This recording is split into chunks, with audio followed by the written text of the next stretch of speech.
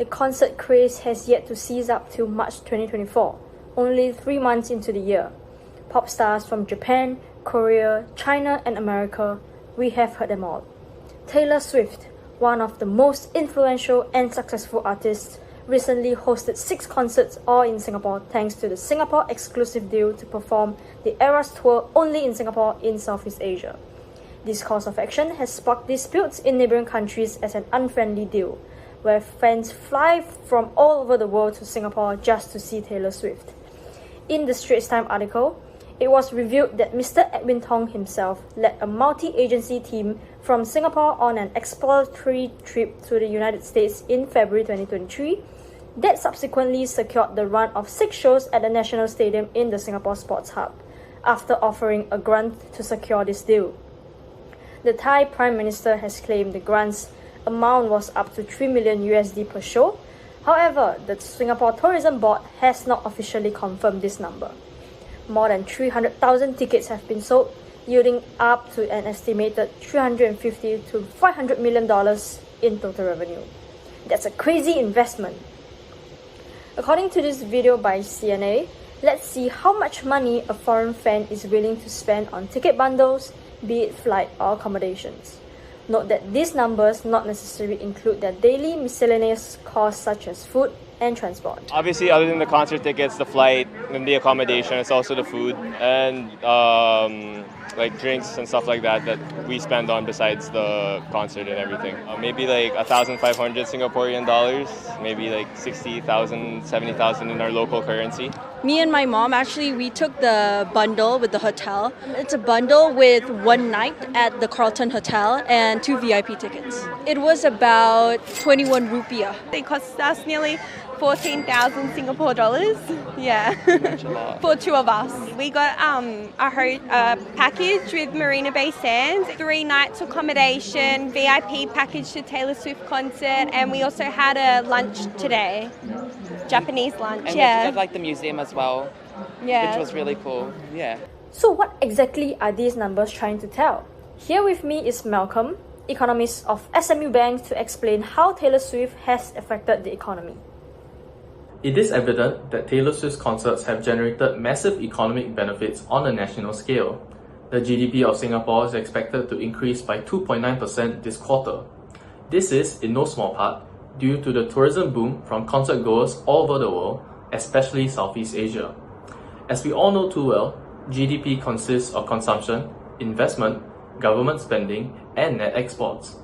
As foreigners visit Singapore and spend money on local goods and services, the areas of net exports would significantly increase during this period, not to mention the grant of undisclosed amount given to Swift by the government. Hence, the area of government spending increases. Furthermore, locals attending the concert have no need to visit other countries, so the area of net exports does not decrease, compared to if Swift was performing in other Southeast Asian countries.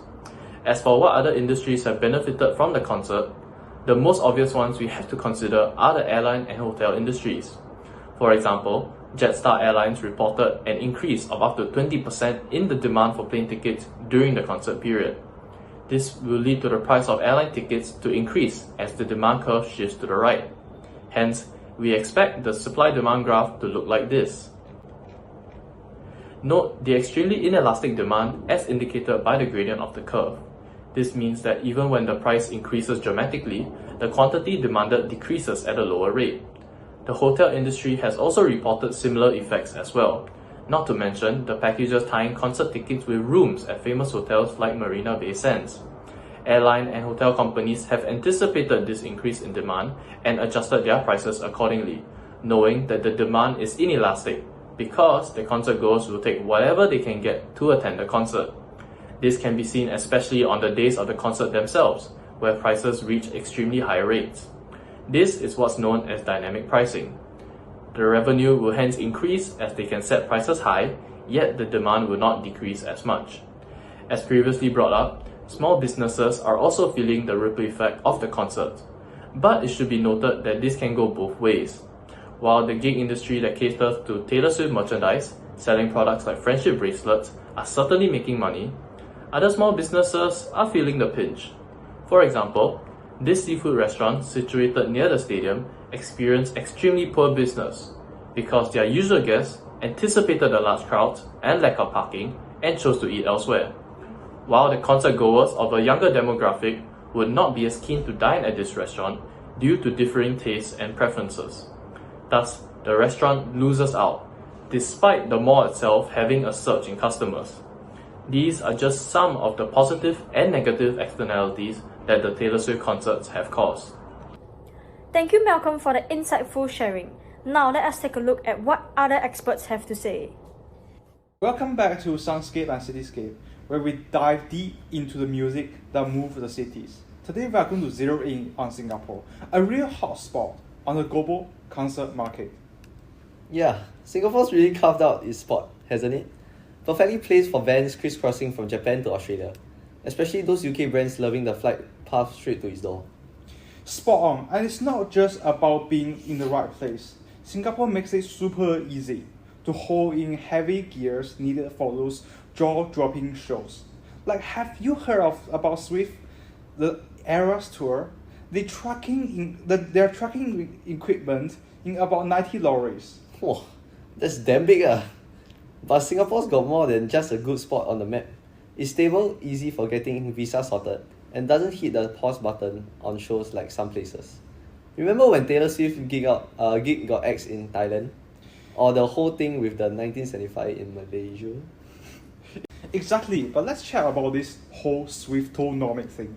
Huge star bringing big bucks and fans by the thousands, which is fantastic for tourism.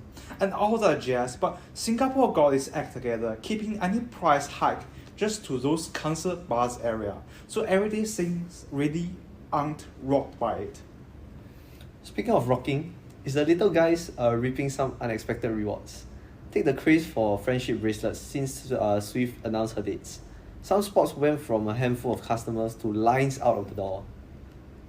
True, but it's like those concerts light a fire under the local economics, especially for those small businesses. They're not just selling more, they're getting into cool partnership and grabbing the spotlight thanks to this hype.